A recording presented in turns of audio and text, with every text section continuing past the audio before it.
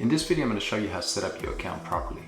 Once you log into the app, you'll need to set up your service area. You can click on the service area, and again, keep in mind, if you travel around and move around, all you have to do is come back here, change this, and it will display the jobs in that particular location. Next, you pick your categories. If you don't do any certain things anymore, you can opt out or you can opt into new categories.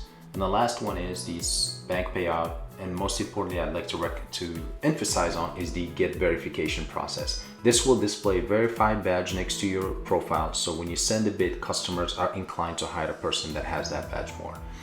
Now, when you take a look at this job feed, these are jobs curated based on your service area and the category you selected. And by the click of a button, you'll be able to see details about the client's location, how far is it from your current location.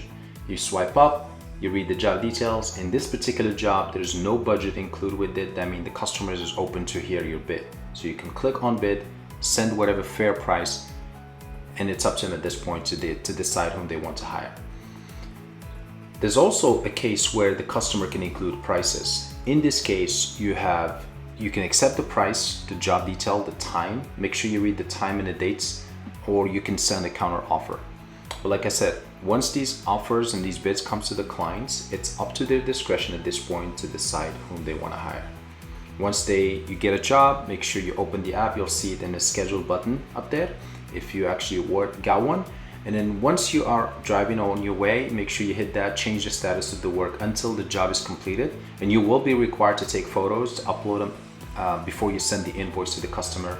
And at that point, the customer approve it, and then we release the payment to your bank account within 2 business days.